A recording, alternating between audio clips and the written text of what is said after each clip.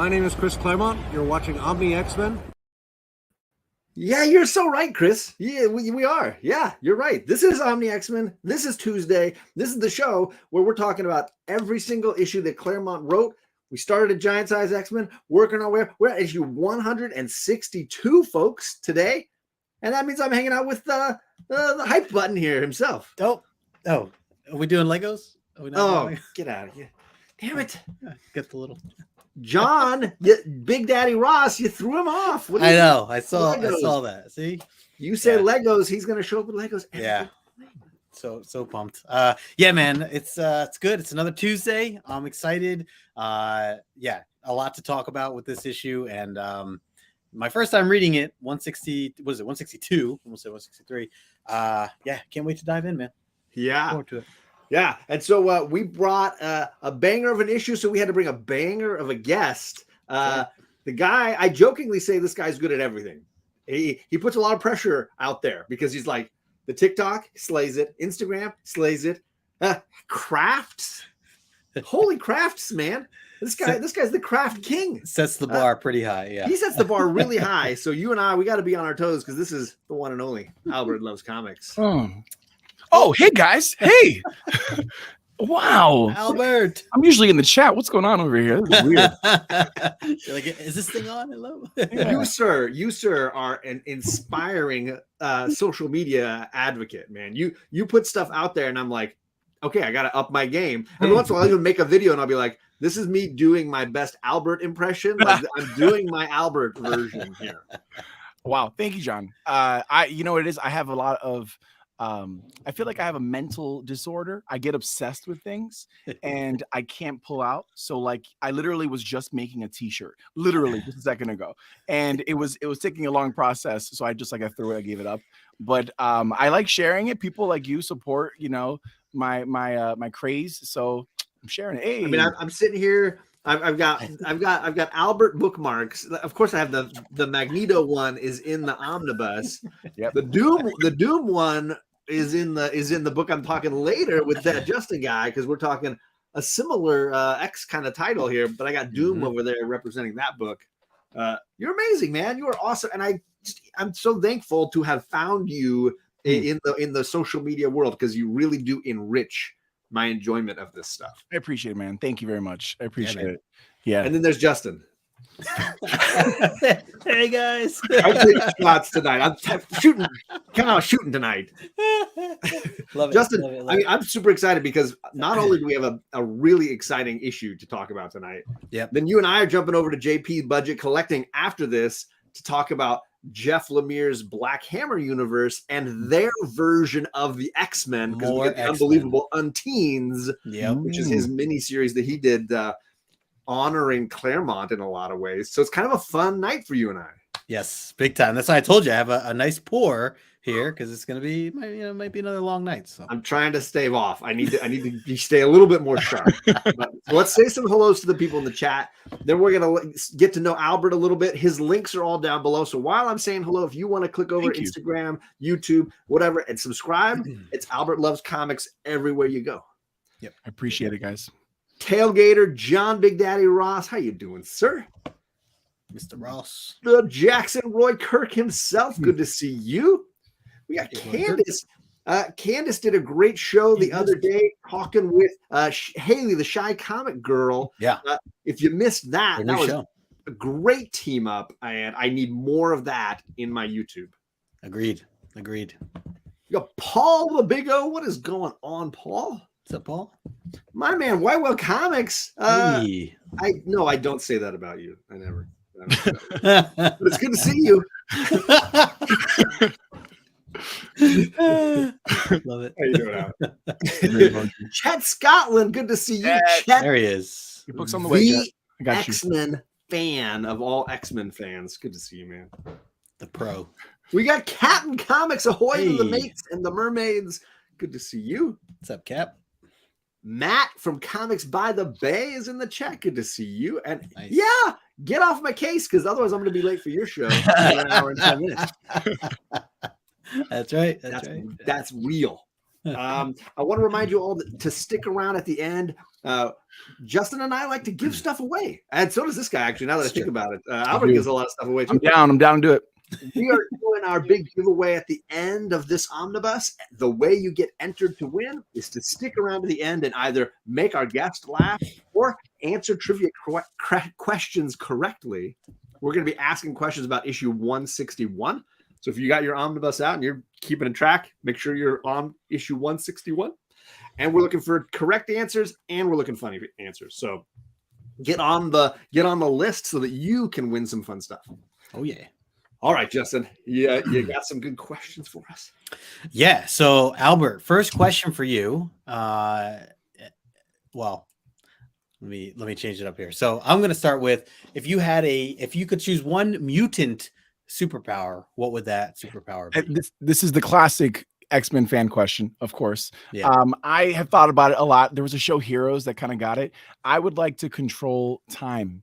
So kind of like the Flash, but also like move back, move forward, move in between it. And like kind of like Dr. Manhattan also can experience it all, but I don't want that part. I just want to be able to flow with it. Yeah. Nice. Love it. Love it. I think they make a little green stone that also can help you control that. Yeah, there you go. Just want that stone. Exactly. James Jeffrey, good to see you, Private James. How you doing? Hey. The other question I wanted to ask was, I know you read a lot just in general, but in terms of X-Men, what is one of your favorite story arcs that comes to mind, just as like an absolute automatic, you've read it a bunch of times, you love reading it again and again. Is there any story arc that stands out to you there? I'm probably gonna mess up the title. Man kill. What's that? God loves, man kills. Yeah, I just read that for the first time because it's in this. Oh, nice! Wow, yeah, congrats! Nice. I feel like it's the perfect classic X-Men story, just because it tells you exactly what it's all about. Yeah, it does it really cleanly and quick, concise, and I was like, this is the book. Hey, wow, look at that! That is a yellow label. Watch out, chat. It's the only Claremont signed book I got. I saw this. But FYI, when you're hunting this, because I know Albert, now that he's read it and loved it, he's going to hunt this. Yeah. You got to look on the inside to know your printings, because they've done like multiple. 7-8 printings, and the only way to tell is on the inside page. This is a fifth printing, but signed by Claremont. So I have several first printings that are not 9/8, but I got this one. A beauty. But Justin, I also grew up reading Ultimate X-Men, and I thought that was the actual line. That was like the actual main universe of it. And it messed my brain up a little bit. Wow. Yeah. Cool. Ultimates was a hard time for Marvel across the board, except for Ultimate Spider-Man, which is, I was to say, that was great. The banger of the lot. You got to read that one. Yeah. We got Nerdy Girl Jean in the chat. Good to see you. How's it going? Hello. And let's see. Don't make me call you out again, John. Hey, I'm here. Nigel's here. What's going on, Nigel? What's up, Nige? Desired Comics. Chet says he found a 131 signed by Stan Lee that he wants for the final piece of his collection, but the person won't sell it. It's hard life. Keep trying. Keep pushing. Yeah. All right. Did you have another one, Justin? Or are we good? No, we're good. We're good. You survived.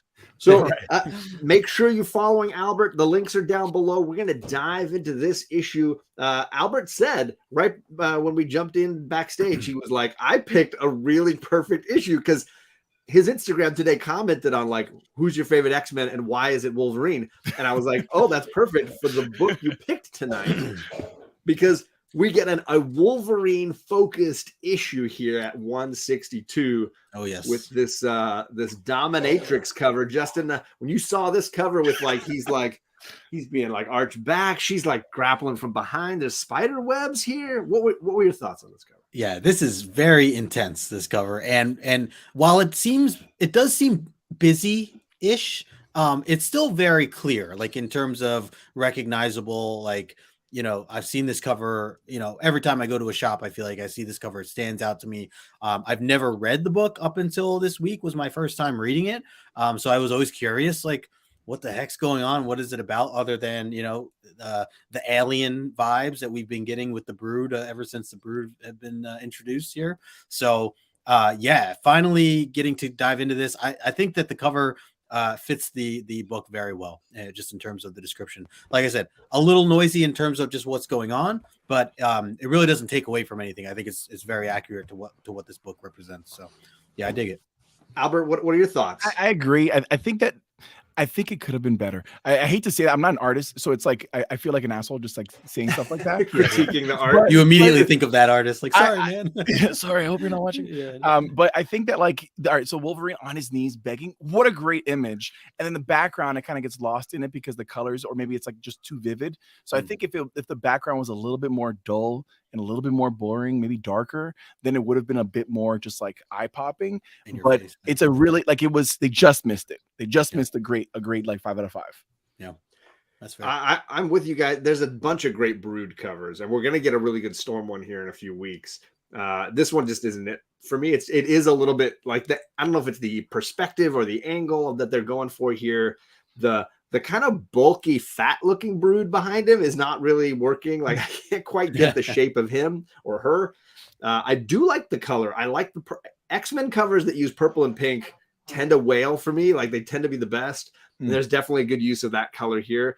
Wolverine's positioning, and yeah, Jackson Roy Kirk says the steam coming out of his shorts. Like I don't know, I don't know what's going on there. I don't get it. That's normal, no? Is that not right? normal? Right. What is up, Kenneth Bird? Good to see you. Alex says, when I hear people say I grew up with Ultimate X-Men, it reminds me how old I am. I feel you, brother. I feel you. But yeah, so not one of my favorite covers, but I do like the Brood. So I'm always looking for a good Brood cover. So let's dive into the issue. This is not where we left last time, Justin. I'm just going to say this right off the phase here.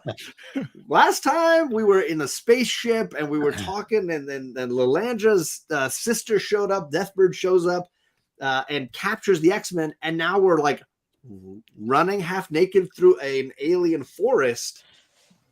Justin, I mean, obviously, so Wolverine's fighting species. He's battling things here, and then all of a sudden he's in Japan, and he's thinking back to his lady friend in Japan. Yeah. How were you feeling when you opened this book up? All right, so I immediately thought of the Savage Lands. I'm like, oh, okay, we're going in this direction. Okay, like didn't see that coming. But of course, Wolverine running around like the savage that he is. The thing that really got my immediate attention when diving into this book was just the starting dialogue, or I guess self-dialogue, as we're getting everything from Wolverine. It's coming from his thoughts in his mind and his perspective. So the way he says, "I'm Wolverine, I'm a long way from home, and I think I'm dying," like those three little panels there immediately sets the whole mood and scene, and you immediately get an understanding of like kind of what direction you're going. And even though you still don't know like where you are or anything like that, but I'm just like, ooh, this is gonna be a good one. Like immediately, that was my thought. It was like, this is gonna be a good one. Got its hook in you. Yeah, and all throughout the book, it almost made me think of like Frank Miller, kind of like what's the the inner thoughts that he's having in Sin City, yeah, like the kind of the thoughts that are coming out of that kind of. I just kind of picture some of that, but anyways, it's I was definitely hooked right away and was excited to realize that this is like all about Wolverine and all focused on just his perspective. Now, Albert, you're a pretty big Wolverine fan. I don't know if you had read all of these issues before. I think you've been following along with us in the Omni, so you were pretty much ready. But how did this take you? Okay, so I read this 2 years ago, or a year ago. I read it a while ago, and the first time reading it, I was super confused at this part because I was like, they were just at a party. What is going on? They were in a spaceship. I was super duper confused.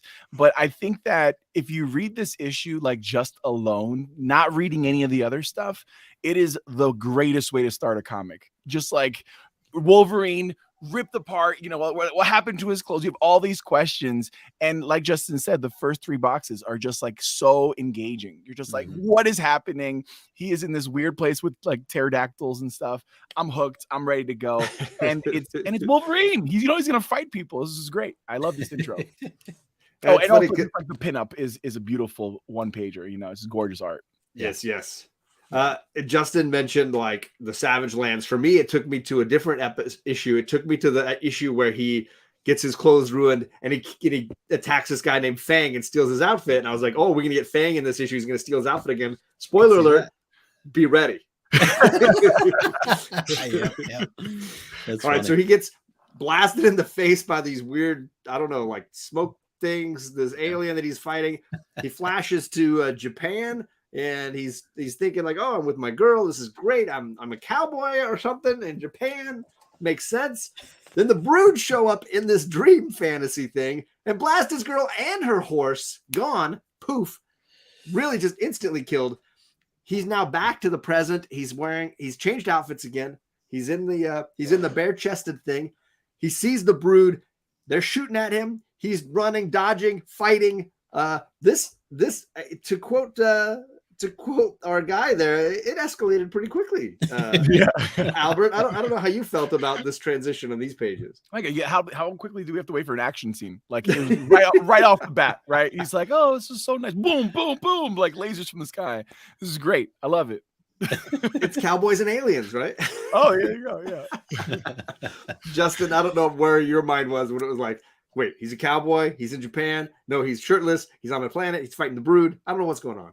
Yeah, like I definitely chalked it up to some sort of dream sequence, you know, one or the other being true. I'm laughing at Alex comment, no Jubilee, not the best way to start an X-Men comic. That's fair. He's definitely got his favorite. Yes. We also had some guests jumping in. We had Daryl from Read Your Comics. Good to see you, Daryl. So we had Krista Simon in the chat. What's going on, Krista? All right. Never too late. Never too late. You're here. No. We got JD Raging Cajun. There he is. We shouted you out earlier, sir. Good to see you. JD? I don't know if I said hello to Bobby, but Bobby's here. Bobby. What's going on, Bobby? And we got Comics Coda. Good to see you. Hey, that's nice. I also will say, what's up, JP? Get out of here. I will also say this is an issue for me. We were talking a little fashion backstage. This is Logan's fashion issue. He's got so many outfits, so many things going on in this. What? Anybody liking the cowboy look? Anybody digging the Canadian cowboy in Japan? It's fresh. Yeah, it's definitely a mix there. That's for sure. I'd say there's definitely some fashion, and then sometimes there's lack thereof as he's shirtless through the other half of the book. It's a balancing act. This is really... Okay, so he's fighting these Brood. He's cutting them all up. They're shooting at him. There's more and more coming, and he jumps to get away, falls down, and like gets caught in a web of like creepy gum covered nastiness. Then we get this amazing shot where we back way out and we see one of those crazy spaceships we've seen in the previous issues that the Brood have been flying around in. That's like the living like fish spaceship thing. But this is a carcass of one of them. Yeah. And if you look, there's this little arrow zooming us in on this tiny little piece of the fin. I love that Wolverine. They did it like that. Yeah, right. That's my favorite part of the whole spread page is the zoom in on you are here. Yeah, it's like a little diagram right there. That's where Logan is. When you turned the page and saw this, Albert, what was your reaction? I was trying to make sense of it, honestly. I was like, this is supposed to be gorgeous, but I couldn't really make sense of it. I was like, what? Where is this ship? Is it that big? Like, I was really confused. I thought it was like, was it the X-Men ship that was taken? And then like, how long have they been? I was very confused. And I did not catch that it was such a little bubble. So I appreciate going on the show. I'm usually in the chat trying to figure this stuff out. Good. Yeah, this is good insight. We are not to the Wolverine and Kitty Pryde miniseries yet, but we're not too far off from it. Yeah, that will be this season. Yeah. So Justin, did this? I mean, it got my gag reflex going a little bit. I almost felt like I could smell the rotten fish smell. I don't know where you were with this. So first of all, I like that they bring the idea of these living alien ships back because we had learned about them earlier this season, seeing them in action with the Brood when we first kind of got introduced to them. But I actually read this issue. So I've been going back and forth on how I read the issue first. Sometimes it's in the omnibus first, then it's digital because I like to read it twice.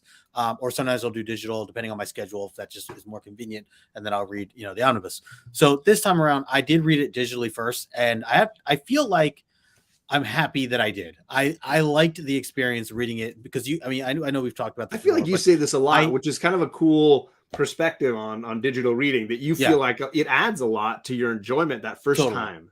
Totally. And so to see I have my settings set to panel features. So before I see the full page, I only see panel to panel. So I was able to walk through and see Wolverine up close on this little web.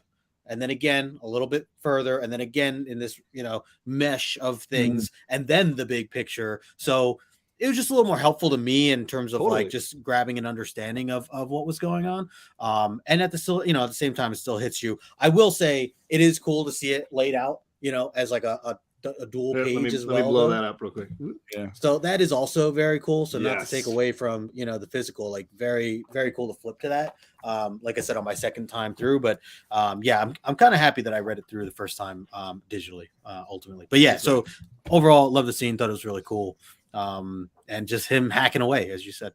It's a lot of this issue, and it may be why we go through this. I don't know. I'm trying not to go through it too fast, but it's a lot of this. It's a lot of Wolverine just cutting up Brood. And it's very fast paced also. Like there's a lot of action. And I will say there's a point here. I don't know why, but like the idea of him falling just like an endless amount and then his bones not getting crushed is such a weird thing to think about. And they kind of brought it up there, which is, I think this issue so far has already been like a big showcase on his abilities in general. Yeah, totally. Oh, whoa, John, Big Daddy Ross with the $10 super chat. These panels look brother. I mean, watch out. But I will hook you up, sir. Thank you for the super chat. That's and awesome. Let's see what we got here. Where's the me party? That's what you need, a little me party. Here you go, John. Oh, sorry. Did it work? No. Party by myself, having a me party, and I need nobody else. Love that one. So good. Thank you so much. Nice. Oh, to Callie Comics in the chat. Good to see you, sir. Hey, what's up, Callie?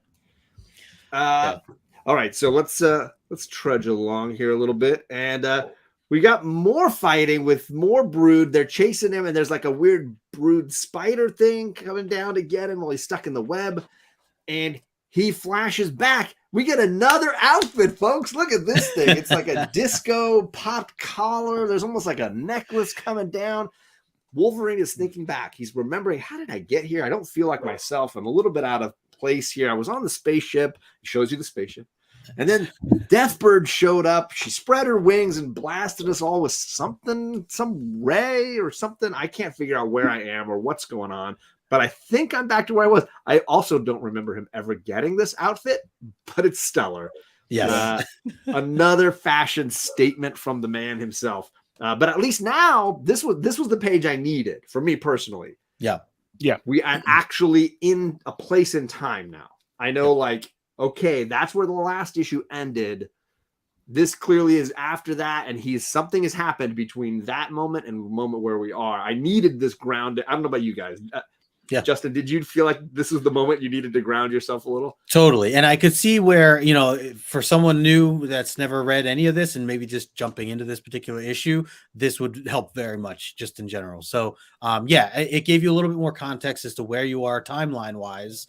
And to also understand, like, okay, yes, this still is going to relate to what we had just read. Because up until then, you are still kind of questioning, is this a random one-off? Or like, I mean, I guess you see the Brood and you start to connect the two, but like, you still don't know, did this happen, before or after the party and, all this other stuff. So it does, as you said, give you a little context as to when this stuff's happening and get a realization of, okay, so like some of the other stuff was just a dream and I'm probably going to see some more dream sequence, type stuff too along the way. Right. So yeah, no, I agree.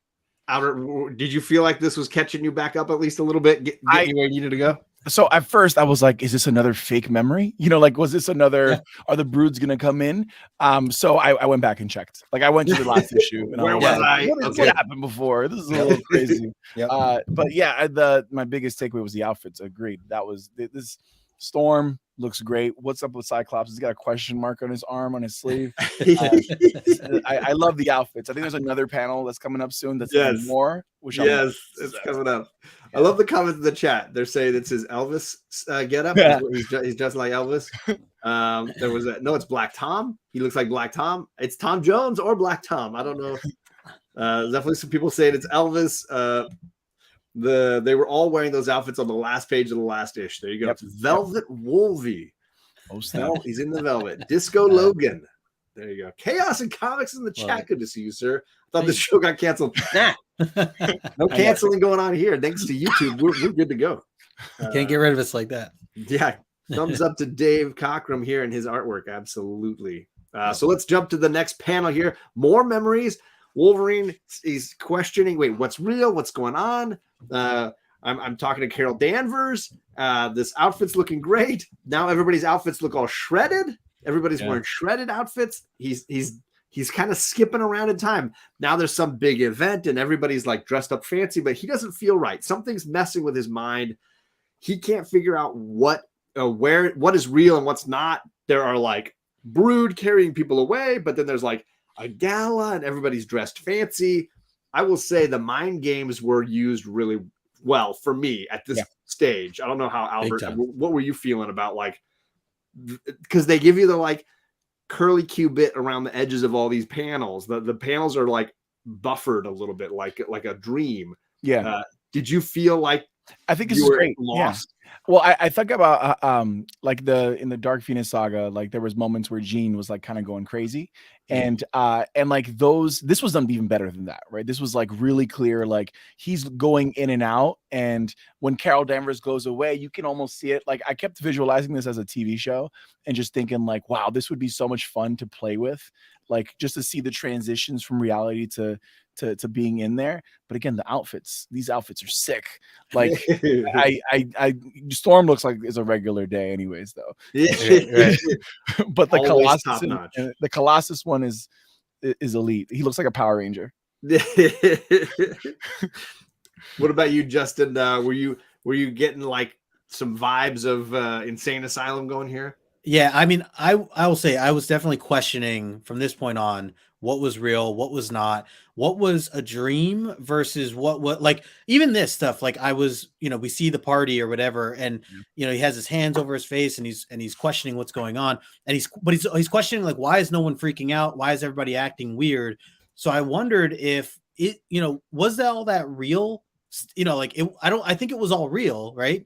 But it came off as like it was all strictly a dream, but I actually think it was all real, with some hallucinogen effects, that were going on, as the clothing and things like that, as you can kind of see. But like the first time around reading that, I kind of thought none of it like actually happened until we get a little further on. But rereading it a second time through, I'm like, all right, I actually think like he was himself there, even though his mind was like really messed with at that moment, and everybody standing around him. I was like, I think everybody really is standing around him. I just think they're and you get those panels like almost opposite each other, where they're basically in a lot of the same positions. Wolverine and all the shredded uniforms, and then all the nice. And he's kind of freaking out in both because I think the memory is blending with what he's actually doing in the present. For me, at least, that's how I was taking some of it. Yeah. And then even as we see like the what looks to be some sort of queen, or she actually looked like Death, like Thanos' sister a little bit, down at the bottom right hand corner. I was questioning that, like who is she? Do we really know who that is yet? They even use the word death in describing some of it later on. But yet then we find out kind of who it really is, or not exactly, but we know what it is. But anyways, so definitely questioned a lot during these panels here.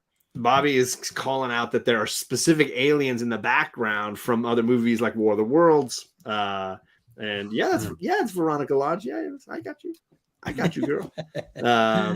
But yeah, you can see like in some of the other panels, the aliens from classic alien movies like Forbidden Planet. Oh yeah, it's kind of cool. Let's see here. What is this? The Hellfire Gala? There's always a Hellfire Gala going on. Come on. Yeah. Part of the perk of being in the Hellfire Club. Yep. All right.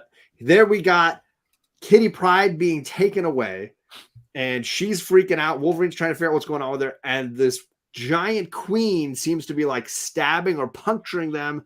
Wolverine is in so much pain.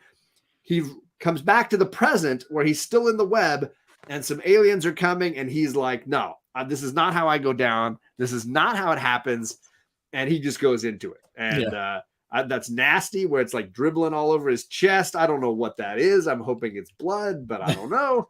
He's just cutting into these things. They're gushing liquids, and it's just getting graphic here. But I know that as a Wolverine fan, this is when Albert's like, okay, this is what I paid my money for. This is exactly what I was wanting. That's all I wanted. All I wanted is him to go nuts. The artwork in the bottom left, that is like, I love it. I think it looks super weird and trippy. I love the colors. It's like a purple hinge there. But I think that the queen Sleazoid, she implants the egg like inside of them. That's the only thing that I really wanted to see. Like I for some reason egg going in. Yeah, like I thought it was gonna be from the mouth. Like when I was rereading this, I was like, I must have missed it before. Like how does this happen? And they don't show you. And maybe it was like a little too. He thinks about it, but he doesn't. There's not visually. They don't show it. Yeah, and maybe that's like a hard like storytelling tool. So maybe that was what they were going for. But I kind of wanted to see like a slice, drop it in there, close it up, add some stitches. Justin, were you like, okay, this is going to get exciting now? Yeah, this is. I mean, it was already exciting, but like his berserker mode, you see it clicking in. Yeah. Well, first shout out to Candace. She said the coloring is fire. Could not agree more, especially with like what Albert pointed out with the panel at the bottom, him screaming, just the change of shadows and lighting and things like that. Also on the right-hand side, that whole page, just love the, I'll read a little piece of it. It's all Wolverine again, still just in his own head. He says, my scream wakes me, memories washing through me like scummy tide. Shame triggers rage. Shame triggers rage. I need an outlet for that rage. I get one. Scavengers looking for lunch. They find a bit more than they can bargain for. Like the way he describes a lot of this stuff is so like just badass, Like he knows he knows he's not in a good spot, but he knows that like whatever it is that wants to give him trouble, they don't know or realize that he's going to give them trouble back. Like, and so yeah, just the mindset throughout all this, the description that we get from the inside of his head is really cool throughout. So I just want to like, and I know Chet and Albert both mentioned the Sleazoids thing, which I think is very fun. Like what he calls the brood is the Sleazoids. Yeah. That was what Justin from Ex-Wife Podcast called us on our. He did. In the comments, I saw you guys. So rude. So rude. Called us the Sleazoids. Yeah. So we go to the next page. Wolverine's cutting these guys all up, and then he's like, I really need a nap. I don't feel right. Something I ate, it's not sitting with me. I need to lay down here. And he just passes out, wakes up in a weird bed back on the ship, goes to Storm, who apparently sleeps naked. Yes, queen.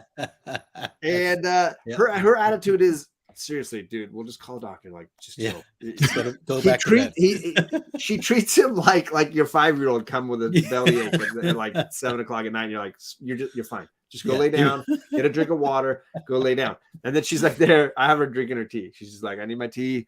Like, sweetie, go back to sleep. But admittedly, I love those panels at the bottom with like scantily clad Storm, the hair drape, even the hair drapes at night perfectly. She's like half asleep. She's like, Justin, I was like, you got to be pumped on those pages. Right? Yeah, these are some great panels for sure. I really like the way Wolverine's claws are going like this on that first panel next to your head, John. Yeah, just like going off to the side. Like I just picture him constantly going back and forth, shredding with two hands. All the two hands. I mean, that's basically how he's doing it. Like the way you see him like swinging. And then he gets this headache he's dealing with that we see kind of throughout this issue. Again, I think just playing with the mind and everything that's going on with him tripping out, and then waking back up on the ship. It definitely goes from this like energetic, intense moment to like what I picture, just very quiet, very silent, quiet ship in space, him just waking up and looking around. They get to see that view. He looks out the window, he sees where he's at. It's much darker, the coloring, like the dark purples and blues, just really kind of helped set the tone from one to the other, in a dramatic way, as it makes sense it should, since he's waking up. And then the stuff with Storm. Yeah, I love the lighting too for that, even just talking about the coloring some more. So I appreciate that. All right, so Albert, Storm, she finally gets a part in this. I feel like she's been kind of in the background, and we get her for 2 panels, and they're pretty great. Yeah, it's just good. She's chilling. They're pretty great. I just love her attitude. She's so like, go back to sleep, Logan. You're always waking me up. So the design of the bed, 5 stars. I would love clam, right? I need that in my basement. I need that ASAP. Agreed. Is this Albert's next craft? Yeah, next tragic travel. Damn, you heard it here first. About some big beds, guys. Albert's beds. Albert loves beds. Oh god. Oh no. Sorry, I'm laying in a hospital bed, and this is making my evening. Hey, well, I'm glad to hear that. At least we're making your evening. I'm sorry that you're in the hospital. That's no Hope better. Maybe you'll wake up in a strange alien bed with a storm nearby. That's the best I can wish for you. I'm sorry about that. Let's see here. What did I miss? Did I get everybody? I mean, yes, more Storm, less everybody else. We're happy with all that. Oh, this was good. Gene says, learning is that more Berserker Wolverine gets, the less clothing he's able to wear. Is there maybe an allergic reaction of some sort? I think so, Gene. Maybe the more Berserker you are, the less you care about how much you're wearing. Well, there you go. So one thing I'll say is that I appreciate that throughout this story, and it happens here, is they constantly show him just getting tired and tired, and you're not really the sweat and and you're not really used to it, and it's gonna lead to a certain point where they explain why. But I really like that they just subtly put it in there over and over and over again to make you think something's going on over here. Don't forget this. That's a good point. Yeah. It's affecting him physically. It's affecting him mentally, right? Yeah, for sure. Okay, so then he goes to see Kitty, and he's feeling like maybe this is the last time I'm seeing her. I'm failing her, so he kisses her goodbye. Then he goes and he finds this secret chamber inside the spaceship, and Fang is back, guys. Yeah, the guy that Wolverine basically knocked out, stripped, and then stole his clothes. He got his clothes back, and we're so happy to see him that he's dead within 6 panels. Yeah. He's turned into a brood. The brood that was gestating inside of Fang was too much for him. He transforms into the brood and is now lost forever. Wolverine screams, no, bad call. All the aliens are like, hey, isn't that an X-Men? And then they chase after him, and we go into the next phase here. I like his googly eyes there, Wolverine at the bottom. So this is a big reveal, Justin. What are your thoughts on the reveal here? Yeah, so it's cool to see how the brood are created, I guess, or born, or I don't know what you call that, but I guess the evolution of the brood. Yeah. Unfortunately, it was at the cost of our friend Fang here, who we know and love from. This is his second or third appearance, and he's already he's gone through a lot. Definitely a key character in that regard. One thing I wanted to point out with these panels is when Wolverine is visiting Kitty. I missed this the first time around, but there's one text box at the bottom, or I guess right next to me actually. Yeah. Where he actually has this rattling moment or image. It says, suddenly an image flashed through my mind. Kitty cradled in my arms, my right hand lying below her breastbone. The staccato click of claws extending, retracting, the light fading from her eyes. Now, I had kind of, I guess, just read over this. It didn't really match, the panels that we're looking at here. But at the end of this, we do get a reference back to that little dream sequence. And I had to go back and find this because I was like, what is he talking about at the end? And we'll get to that. But he basically refers back to this nightmare that he has of just a split second. And again, they don't even show a panel of it. They just have it in text. I thought that was something you really have to catch. But I still question it because I just question where did that come from? Did you guys pick up on this first time reading through, and like, did you question like what was in his head or planted in his head that even made him have this like technically like evil dream or image, or was it evil? Maybe that's how I'm perceiving it, but what was that about to you guys? Like, did you pick that up at all? Or yeah, so I definitely wanted to talk about it. That's one of this is probably the one part of the whole thing that surprised me the most, and I thought it was the most like insightful into Wolverine, because there's no other part in this issue where like the dark nature of him comes out like psychologically. Like, this violence obviously does, but the like, I'm gonna kill my friend, like it was a very, very scary thought that pops in his head, and it's like super dark. It's the worst part of Wolverine, that he's had a really horrific past where he did cruel things, and a part of me when I'm reading it was thinking, oh, that's just him not knowing when, like, that if the Brood is messing with his head or not, and like not knowing if the darker parts of his mind are natural or not. And that's how I took it. I because when it closes in on his eyes really closely, and you're just kind of, for me, it stuck in my head for a bit of time. Yeah, because he obviously loves her, like he kisses her on the head like a child, and then this creeps into his head, just like how fragile she is and how he could take it away really easily. It was, I think that was a really interesting part of the whole thing. Yeah.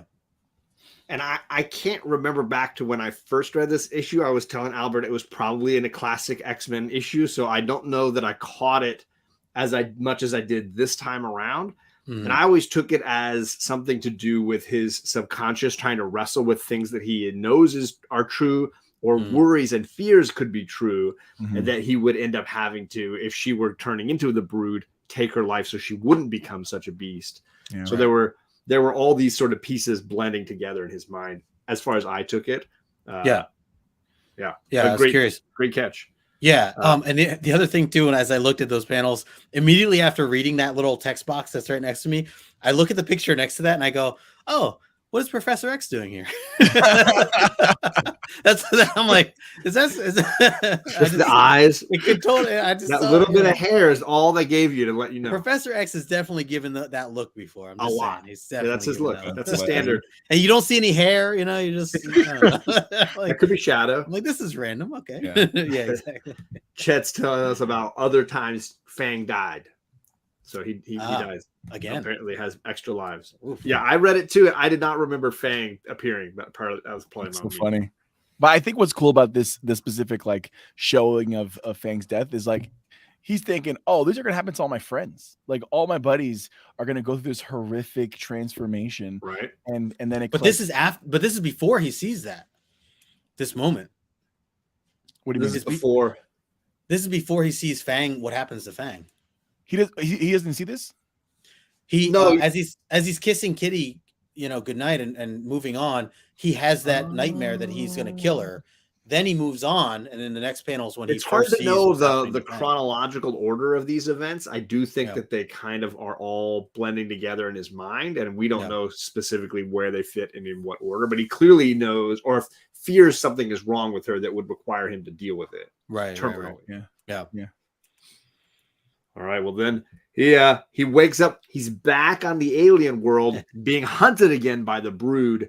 This time, he feels like he is still not fully himself, but he's really angry now. So angry that he rides a Brood. Man, he hops on that freaking Brood and rides it. I love that sequence. He's like on its belly. He's on its back. He's headbutting it. Like there's so many things. And it flips and throws him. This whole thing, I enjoyed it enough to give you Jennifer Connelly riding a horse. Albert, is it Jennifer Connelly? Wow, that is. Oh, sorry, my logo is covering the best stuff there. I'm sorry about that. I'm not going to fix it right now. Justin, how do you feel about this fight here? Now it's really escalating. Yeah, I like that they still, because I was wondering if they were going to include Fang somehow. Other than what they had just shown. I was expecting an outfit change again, but we didn't get it. No, right. Yeah, I thought maybe he would take it one last time, like, oh, for old time's sake, let me just wear your clothes again, Fang, or something. I do like though that they cued in on Fang's new recreation as a new time, a new reborn or whatever you call it. and that he picks on this one as he's trying to get used to his, flying skills and everything else. So, Wolverine sees that as an opportunity to jump on board and essentially threaten him. Like, clearly he understands, because Wolverine threatens him, you make any sudden moves or whatever, and I'll kill you. I can, he's got the claw right up next to his face there. So it was kind of working, but, definitely an awkward situation when you're riding an alien like that, who can still just make a quick move as you see there, and flip him and then throw him down to his pals. So yeah. And also a lot of this stuff also reminds me of, I meant to say this earlier, reminds me of like Jurassic Park or Jurassic World, like the Raptors, like just the design of them. He's going to, you want a story where Wolverine trains 3 or 4 of the Brood to do things for him. Yes. I'm waiting for him to put his hand up like this and just be like, it's me, Blue. It's me, like just I got you. Talking to him and, Brood. It's me, Brood. Yeah, it's me, Brood. Exactly. Albert, what do you think of him riding the Brood? Of course, he had to end up riding it. It was inevitable. Continuing the cowboy theme. Claremont's like, I'm gonna make this work somehow. We're gonna fit this in. It's got wings. He's got to ride him. Wolverine riding the Brood. That was the inspiration of the Brood to begin with. It's the only reason this issue was made. Yeah, I'm down. I need those things. Well, I'm gonna let Albert talk a little bit about this fight, because I'm just gonna go to the next page here, which is pretty spectacular. All right, so Albert, let's hear your thoughts. I mean, this is what the cover should have been. I mean, really, they should have swapped them. Yeah. This is literally what you're looking for when you're looking for comic book art. Splash pages that are like this dramatic, Wolverine just going nuts. This is it. This is everything. Love it. 5 out of 5. 10 out of 10. Yes. Justin, you turned the page, you saw this one. How'd you feel? Yeah, this page is badass for sure. And good point, Albert. I would have loved to see this be the cover. Absolutely.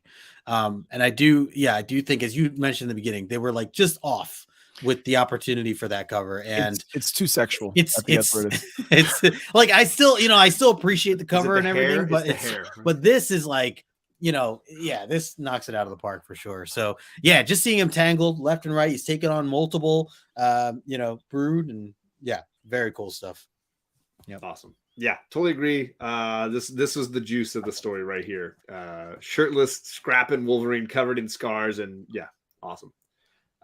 So then he defeats these Brood, and then he really has to defeat what's in the monster inside of him. Mm-hmm. He starts to feel the Brood trying to take over. He battles internally his immune system. He swings at the air, which I think is a little silly. I don't know what he's fighting in the air.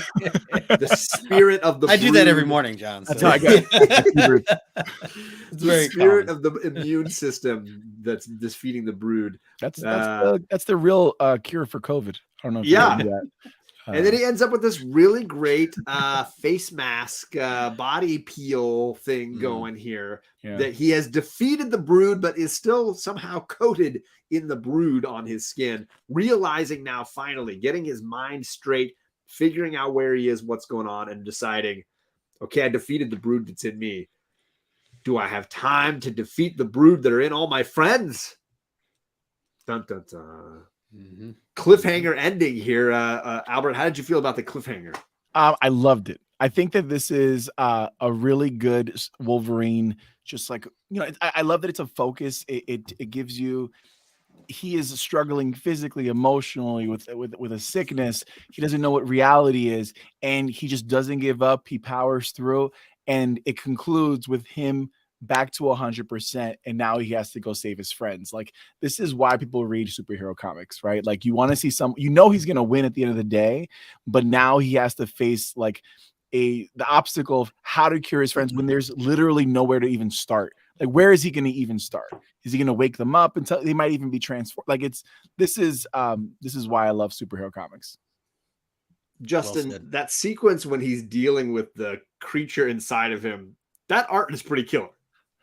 Totally, man. I love it. It's like he's burning. I mean, similar to Fang, what we saw with Fang, the steam that's coming off him, and then how the lighting in that middle panel just goes to this, much more blurred version of it, and then all the way to the next one over there. Like, yeah, really, really well done. It's like a demon that's above him, like floating.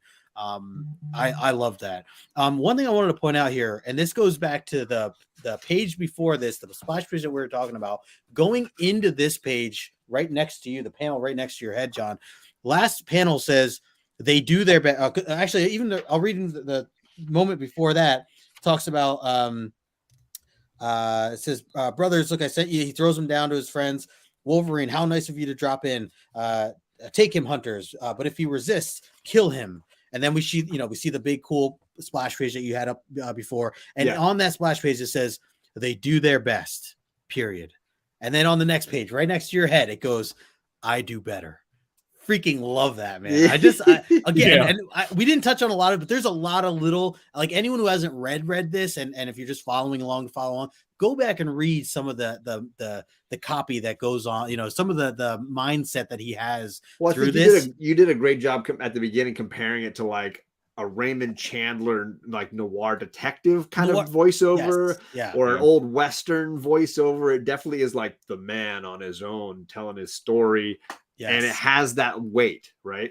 Totally. It's it just gives you all the perspective of like where he stands, and just how badass he is. Like he's just like, come on, like they do their best. I do better. Like it's so good. So yeah, that all stood out to me. And then as you guys are saying, I thought this issue was gonna like end. Like I thought it was gonna be a definitive ending. So to see, turn to this page and seeing that there's going to be more in the next issue. Like I'm very excited for that. Very excited. I'm glad that it worked out the way that it did. Cause I was wondering as I was getting towards the end, like, is this going to be like, how do they wrap this up? Yeah. Where they wrap it up in 3 panels, like kind of thing. So I'm excited. We got this whole backstory now on Wolverine. So wherever this does go, wherever it does take place, now we know what he went through, like what he lived through, where his head was, and just the markings and the slashes and the craziness that he dealt with and the berserkerness. And now we know Bobby says he's cosplaying as Ben Grimm here. He's got the thing there you go. The Ben Grimm thing. I love it. Yeah. That's funny. But now, Justin, for me, this raises something that we've talked about a bunch. And I don't know, Albert, if you've had the same feelings we've had reading the omnibus this far, which is that it feels a little bit like the pacing from some of these issues has been off, where they finally like find moments where something important is going to happen, and then they got to quickly wrap it up and get on to the next issue. This particular issue suffers from none of that. This is one of the first ones, I think, in this omnibus where they decided we're going to slow way down, zoom way in on this one little moment, and really milk it for what it's worth. I don't know if you guys are feeling what I was feeling on that. Yeah, 100%. I remember reading this and being like really excited, just because like Justin said, like what's gonna happen? How is he gonna do this? The Brood saga kind of continues for a bit, way more than I expected it, honestly. Just because I felt like, okay, we're dealing with this issue for a bit of a long time. But no, I agree. Like this was, again, I really like this issue. That's what's really the reason why I wanted to join you guys today, to gush over it. Hell yeah. But like I read a lot of Donny Cates. Like I'm a big fan. And I think that he does something very similar, like with the inner monologue and like the badassery. Like he's just like, he just shows the thought process, and then when he crushes somebody, he's like, yeah, I got it. Like that kind of stuff. And you've been reading or posting a lot about his Venom run. Yeah. Where I think he really does it. He really nails that the thinking of both the alien and for the guy himself, the human version and the alien version. And I read Thanos or Thanos Wins. Oh, and great again, one. It's just like the ego of the main character is just like really elevated, but it makes you feel like they're feeling, like, and I kind of equate it to like listening to a Jay-Z song or a Kanye song. I don't know if it's okay to talk about Kanye. Don't cancel us. But like they make you feel rich when you're listening to a song. And I kind of, you feel like Wolverine when you're reading this. I mean, right? Yeah, that's totally what Justin was saying all along, right? But Justin, I'm assuming you feel the same as far as the pacing in this versus the previous issues we've been talking about. Yeah, the way it ended was like perfect. Like I said, I loved all the way up until here, and I was concerned as I got to these last couple of pages. Is it just going to be something's resolved in one page, and the team's back, and someone is saved by magic or something, and then it's just over, So I'm glad that it was a cliffhanger here, and yeah, I mean he's left, he's concerned, he's banged up. I like that they also talked about his healing factor being the thing that pushed out this infection, or the way his body, took it as it was, this infection. So it pushed that out. So he's like battling that still, but he has a clear mind. I'm very excited to get into the next issue based on what we've read here. And I do agree that the pacing was spot on for this, especially compared to, like you said, the last few issues that we've read this season. I love the joke here that where is it? Is it Krista? Yeah, saying she's referencing the Deadpool when he staples Hugh Jackman's face onto his own face. Oh yeah, that's what we need right here. There you go. I love it. Yeah, you found your audience, Gene and Krista. You're here. These are your people. You're among your people. We're here. Yes. Let's get into some of the numbers here a little bit. There are 255 9/8s, no 9/9s or 10/0s. This particular issue, they go for a fair market value of about $160.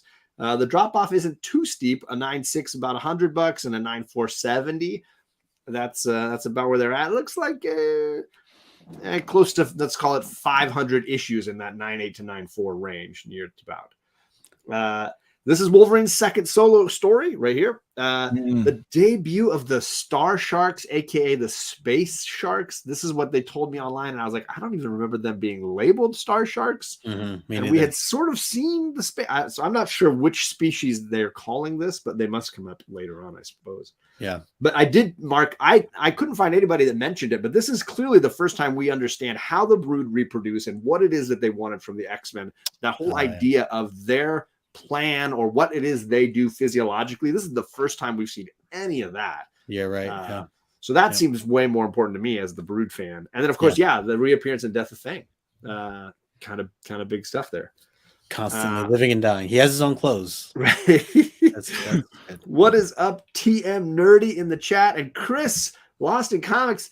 All right. Thursday night, he's doing his awards for the 2022 best comic books of the year, best everything of the year. Nice. Tons of great artists, writers, creators joining on the show live to give out awards. Some amazing people. So make sure you're there Thursday night. Sweet. Let's see. Any last thoughts here, gentlemen? Any? Let's get rid of all this stuff and hey, we're all normal size again. There was a letters page. There was a letters page, and I read them, but I didn't know if there were any that you really were taken with, Albert. Nothing crazy. I love it when people complain about just complain in general. Like, it's the greatest. I kind of wish that it was around now, because everybody, this is like, I don't know if everybody's timelines is the same thing, but like people just complaining about comics. Right. And I love that the creator could reply. And I kind of wish that, like, who's the guy who's writing Jonathan Kent?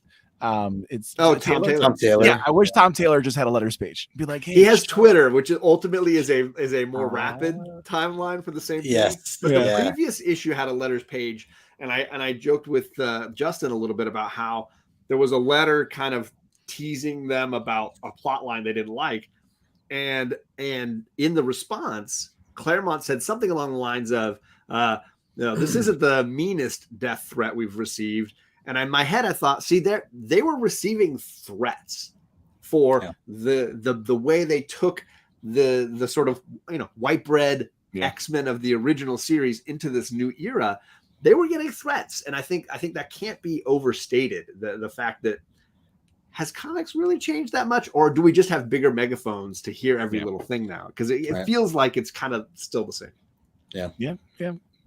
What's up, Old Wolf? I should definitely mention Old Wolf. So yes, Tony is doing a 24-hour live stream this coming Saturday through to Sunday, all for a cancer research fund that he is helping to create money for. So he's going to do a lot of great things. He's going to read The Death of Captain Marvel, the classic cancer Marvel story, and he's going to give one of those away to people in the chat that are watching live. he's going to read Murder Falcon, and he's going to give away a hardcover of Murder Falcon. We're going to play Comic Gories on his channel. The first time ever on anybody else's channel but mine or Matt's. We're going to play Comic Gories live on Tony's channel.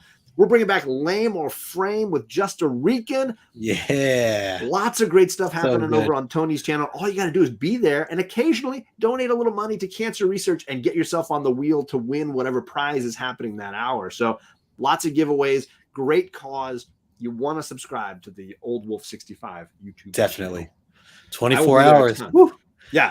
And when get ready. The best. So he broke it into 3 streams because you can't stream for too long on YouTube without having to reboot. Yeah. You need to be there for the late night show because he's going to be drunk. He's going to be drinking. Yep, he's going to giving stuff away.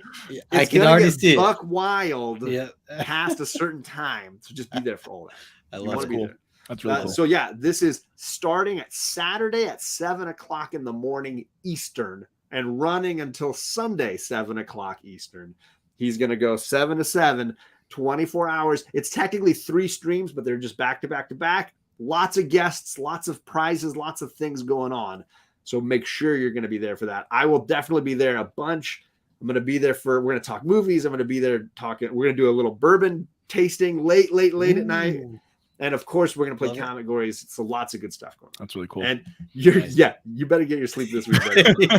You got to pace yourself, Tony. But it's a really personal cause. He's closely connected to the research fund that we're trying to create some money for. So yeah, huge congrats to Tony for putting this all together. And I'm just pumped to be a part of it. Awesome. Cool. So sorry, final thoughts. We'll go around the horn, give this a grade, and then jump into our trivia questions. Justin, what was your final thoughts here? Yeah, so I mean, with everything we've talked about, this really is up there for me. I'm going to put this as a 9.6. I love the issue. Absolutely loved it. The more I think about the cover, I do wish, as Albert pointed out, I do wish it was a little better. But in terms of the dialogue on the inside, the monologuing, like the thought process and laying all that out. Also the fact that they really haven't done anything like this. I know they say technically this is Wolverine's like second solo, but even in that first solo, it wasn't the same as this one. I feel like with the descriptions that he had given himself, the battles that he's taken on and almost like the sarcasm and badassery that he applies to a lot of the situation and how he defeats a lot of the brood. So between that, learning about the brood, like you mentioned, John, we gained so much from this issue. And then on top of all that, like just pacing out well, and we're left with a big cliffhanger. Like it checks all the boxes for me. The action scenes and everything else. And we get to see our boy Fang again. Like, come on. Like it's all the reasons to bring this issue up to 9.6. So that's where I'm at. I'm with Bobby, 9.6 white pages. I'm with you, man. There you go. Albert, how about you, man? I gotta agree 100%. The only thing that stops it from a 10 is the cover. And I think a cover matters, but this is the kind of, like, I'm always trying to get my students to read comic books, and this would be like perfect. It's just one and done, and you're left wanting more. I love that this story was for Wolverine, right? Like the healing factor, nobody else has that. That's specifically what makes him unique in this situation. You get to see all the qualities that make him great. I thought it was great. Yeah, I'm definitely with you guys. I think 9.6 is easy for this book. I think it's just a lot of fun, and great point, Albert, on like a book that you could easily just hand anybody and say, do you know anything about Wolverine? You should try this book. See what you think. Because I don't think you need a ton of backstory because everything is in there somewhere, but you've got to focus. You can't just distractedly read this. You got to be in it to win. You're gonna be lost for sure. You're gonna be like, yeah, exactly. That's the point, right? But it's normal. It's totally normal though. They set you in it really well, and they kind of, they take you in and out just enough time. I think it's great. Yeah. Well said. One thing I wanted to add to with this segment and maybe moving forward, I'm curious, everyone watching right now, what would you grade this book? I see a couple people who already put stuff in the chat. I saw Chet said that it was a 9.4 for him. I think that's really awesome. Like I mentioned before, Bobby. 9.6 white pages. Just curious, for those watching, like I know you all feel a certain type of way about these issues. You took the time to read them. I want to hear what you think about them, whether it's now live or... JP says it's a 10 just for Storm. So I get it. There you go. See, Hey, there you go. You know, you need Easy it. peasy. So yeah, Magic Lasso's been super busy. We wish Ryan the best. Yeah. He's a professional comic book writer now. You have to realize he's published a comic that Sure. he wrote, and you can get a copy for yourself if you go over to his channel. He wrote it's a Loretta Lynn, her life story as a comic. He wrote it. It's been published. Yeah. So That's really cool.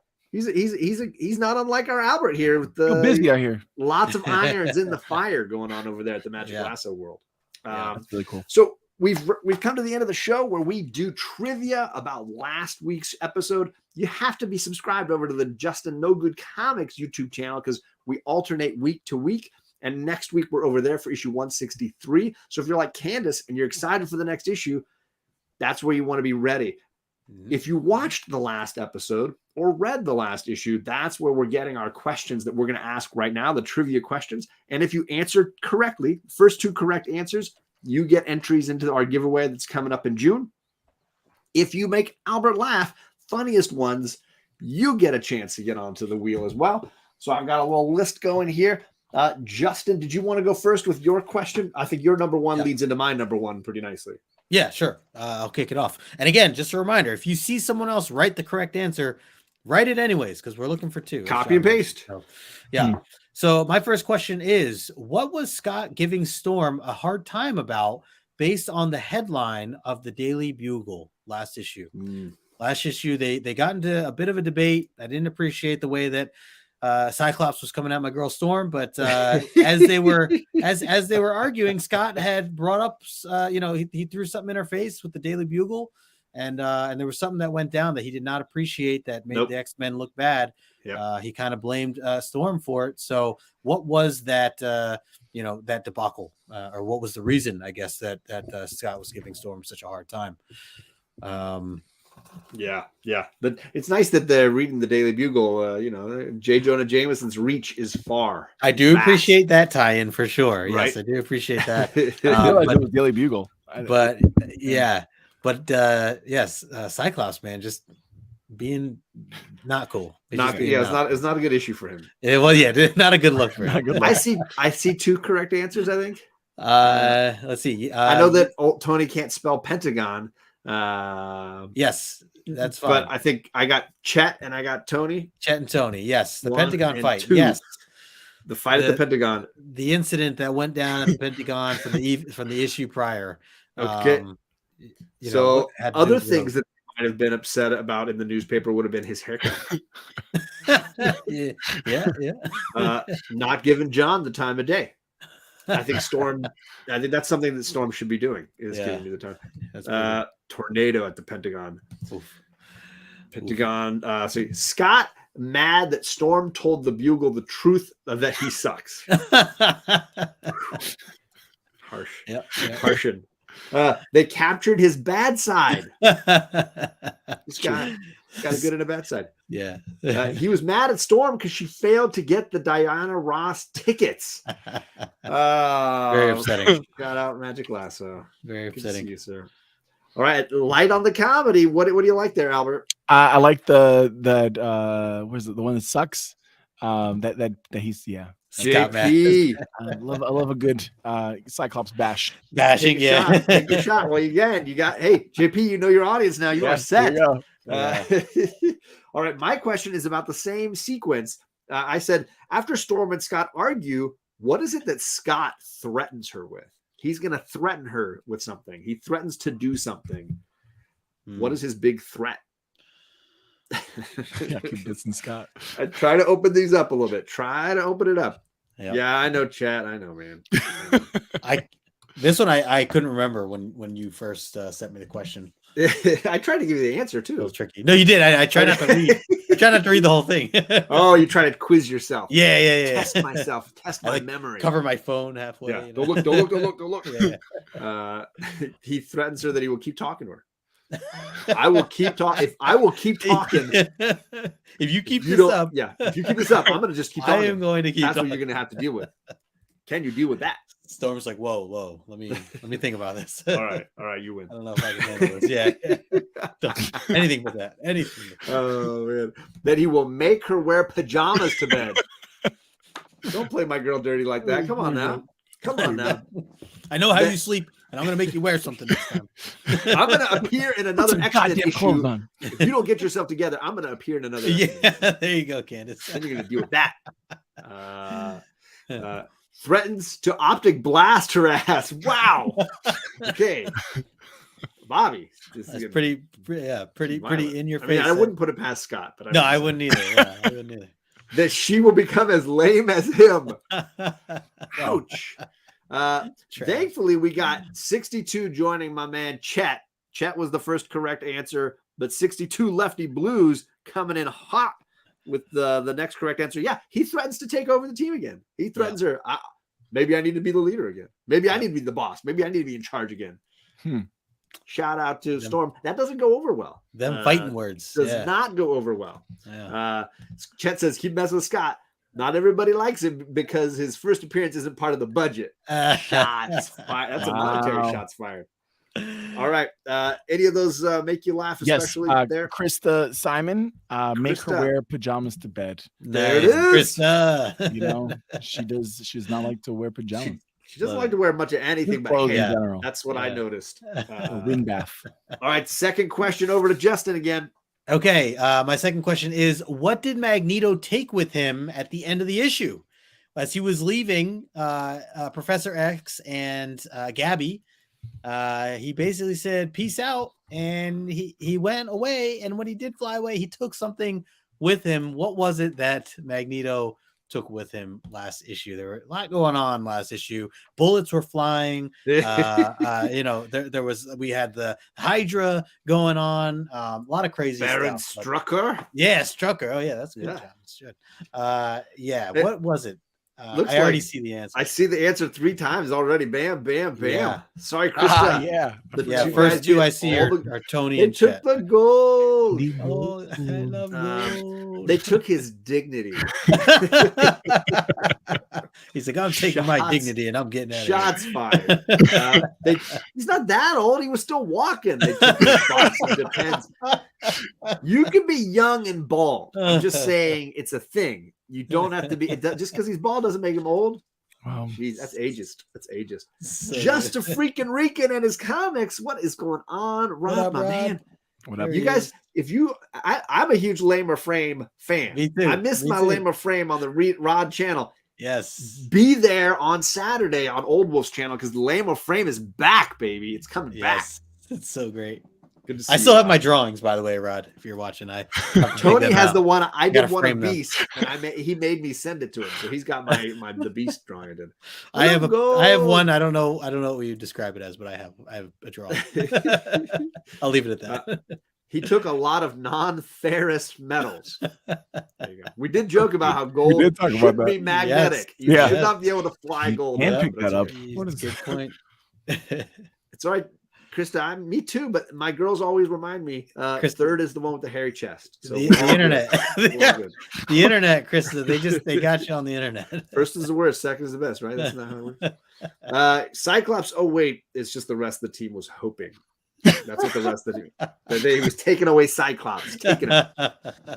Oh, took his Klondike bar. That's a Canadian for you, right there. There you go. All right, go to bed, Rod. Go to bed. Get some sleep, man. Later, man. He left with a good feeling of a job well done, right? I killed the Nazis and I got the gold. It's a lot of winning. A lot of winning on the Magneto it's a good day. Today was a good day. A magnetic force bubble is what he... All I wanted was the wagon to make a repeat appearance and just fly the gold away. That's what I really wanted. My man, Chet. Baron Strucker got defeated. Magneto snatched the gold. Professor X grabbed the girlie and a beer. That's cool. Hey, that was a rhyme. There's a poem there. Oh, yeah, there it is. Cold I and needed gold. a little beat for that. Yeah. Sorry, Krista. Maybe that's not a good saying in your household. All right. Any Albert that you like there? So I was hoping for somebody to say Professor Xavier's wheelchair because I just thought that would be hilarious. But just the wheels. Just wheels. But I like Candace's his dignity. Nice. I gotta scroll way up there. There it is. Candace with the win. Yeah. Nice. Let's see, Candace, that gives you your 7th entry in the wheel. Congratulations, my dear. Very nice. All right, last question of the night is: after saving the catatonic war refugee, Gabby, after helping her out of her catatonic state, the rest of the issue, Xavier struggles with a moral dilemma. What is the moral dilemma that Xavier is dealing with in this issue? Yeah, a lot of things going on. Professor Xavier, historically not the best at dealing with moral dilemmas, often failing at moral dilemmas. Maybe he's, as a telekinetic, telepathic individual, overthinks things a little bit, you could argue. I will clarify. Oh yeah, I will clarify. The way John answered this question had me laughing, but yeah, see he's not alone there. I'll tell you, JP, it's almost exactly what I wrote. Almost exactly what I wrote. I wrote whether or not to bang her. Yes, that was John's answer. So I feel like JP, yeah, you definitely got that answer correct. This is the not so nice way to put it. This is the nice way to put it. There you go. Lefty Blues, I'm giving you the second correct answer. That's where my mind went, 62. So yeah, I'm with you. Y'all are awful. Oh my gosh. And you love it, Chet. And you love it. So good. So good.